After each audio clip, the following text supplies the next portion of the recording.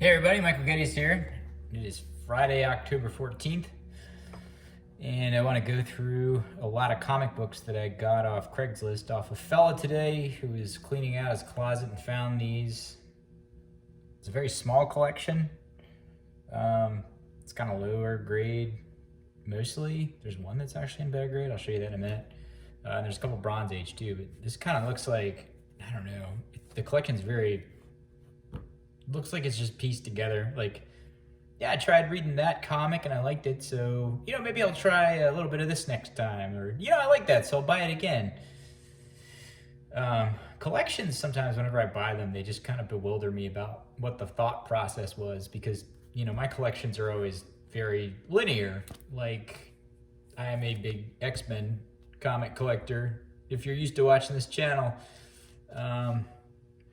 this is 162, and this is actually not from the collection I just bought, but this is the last one I need to complete 112, starting with like the John Byrne run through 200. And I think I have like even beyond that, but I don't really know. I have like a lot of like 200 to 300, maybe even some of the 400, but I don't really collect them actively. I just kind of pick them up whenever they come in a lot or something like that. But it's kind of good. It's a newsstand. Got it off eBay. No big deal. It was actually between this and a signed copy by Bob Wyek. Wasick. I don't really know how to say his last name. I'm probably killing it, but I went with the non-signed copy because, no offense to Bob, but not really too interested in having the colorist's signature. So it's a Cockrum cover, and of course it's a Claremont story, and it's one of the Wolverine solo. Wasn't really one that's really expensive or key or sought after, but I guess it's just the one I didn't have yet. So that does it. Excited to have that full run. Now I have to start going backwards. Not going to buy the reprints. I've figured that out. I'm not interested in any of the reprints. Again, if I have them, it's because they show up in a lot. Usually they're not in very good condition. Fine, whatever. If I get them, I get them. If I don't, I don't. I saw 2 today in a store for $15.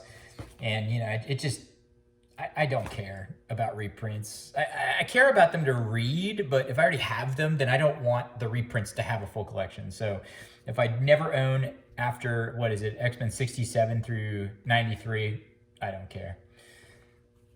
So this guy, again, it looked like he just had these sitting in a drawer for years. There's bronze, there's silver in this lot. Strange Adventures. It's got some cover issues. This is one of the ones in worse condition. I thought for a second this might have been a Jack Kirby. It's not, but these old DC 20 cents, they're really fun. And these science fiction ones with Adam Strange, just really fun stuff. So, the cover's not even attached on this one. It's a shame, right? But still pretty fun for a read. This one's one of the 52-cent deals, or the 52 pages. Sorry, darn shame about the condition, but still be fun to read. I got a copy. This is a Bronze Age copy. I was surprised to see this in there with what was in there, but and this is great. Iron Man 101, and this one's fun because it's got the Frankenstein monster, and of course Iron Man's getting beat up. If you watch my channel, there's kind of a running gag that most of the covers that Iron Man is on, he's getting beat up. Oh, I found one the other day I wanted to show you. Yeah, so I found one where he's not getting beat up, and he's actually making the Mark 7. This is the first appearance of the Mark 7. I thought this would be fun to frame just because I've been doing a lot of stuff at work with bots, and I kind of feel like Tony Stark sometimes, like, in my lab, like making little robots, but I guess he has a different type of robot in a suit and whatnot, but I really identify with Tony Stark, I guess. If there was any one superhero for me to identify with, that is. So, speaking of Iron Man, now that we have the Frankenstein monster, which is great, and he's beating up Iron Man, and he's got these little elves beating him up too, which is really fun, these little goblins here. I really want to read that and dive into it, see what happens. I thought maybe this would be a Mark Jeweler. I've been getting tons of Mark Jeweler variants lately. It's not. I don't know why I thought that. I guess I've just been getting lucky with them lately. This is Iron Man number 9, Silver Age. Or is it Silver Age or is it Bronze? I can't remember if this is 1969 or 1970. 1969, so it's still in the silver realm. Really beautiful book. This is one of the better looking out of the lot. I don't know why this one is so handled so nice. I do own a copy of this already, and it's in maybe a little worse condition than this. I thought this was going to be in high grade, but it does have these little chips in the back, which is a darn shame. It's pretty browned, but you know, it's complete. Nothing's cut out. There's no writing in it or anything like that. And who is this? There's no credit for who the story. Oh, here we go. Stan Lee, Archie Goodwin on writing. George Tuska, and then Johnny Craig inking. Cool book. It's got the Hulk. I've read this one before, and it's a robot Hulk, which is really fun. But yeah, this is a great book. I love the Silver Age Iron Man, especially the colors, the green and the red and the yellow. I got a couple beat up Green Lantern lots or comics, and looks like this is one of the ones where he maybe went back to the store week after week, or after a couple months, and after he read the heck out of them. I mean, some of these have tape on the cover, but here's number 48, the gold Green Lantern. Yeah, these are pretty. Gardner Fox, Gil Kane. Yep. I got number 55.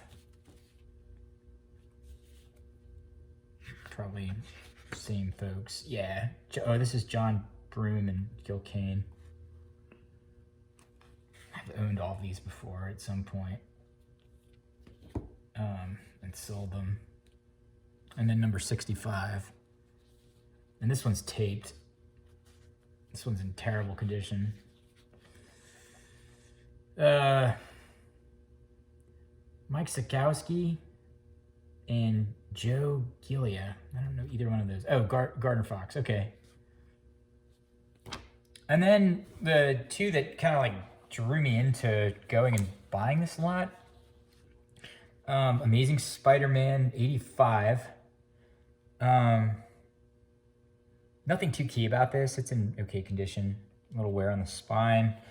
I believe there's writing inside of it. Let me see. No writing. Stan Lee, John Romita, John Buscema, and Madman Money. And the lettering is Sam Rosen. This is a cool book. But yeah, nothing too key about it. It's just everybody loves Amazing Spider-Man, right? Well, not everybody, but I definitely like Amazing Spider-Man. And the last one was number 73, which has a little bit of water damage, and it looks like it took some ink from the book that was in front of it. I don't know if that was water damage too. This one also is John Romita on the cover. And this is someone wrote inside of it. I guess that's the price, $2.15, I guess. It's got Gwen inside of it. Gwen, what's her name? Spider-Gwen. Cool book. I don't really know the villain. Now, Man Mountain Marco reminds me of the Juggernaut a little bit, but it's not. But it's a cool book. It looks nice on the insides and nothing's missing. A little dirty. It's got that white cover and it's got some chips and stuff like that on it. But see where the book behind it rubbed off again. There's like a water spot there and there, so I guess it took a little water at some point, but it's got some fading. So it's probably lower grade, but still a cool book, right? Can't beat that. I didn't pay very much for the stack. I mean, it was like $30. He just cleaning out his drawer, you know. I think he thought he was going high. I was like, yeah, $30. It's a pretty good haul for the grade they're in. But that's pretty much it. Like, follow, subscribe. Hope you enjoyed the video, and I'll see you soon.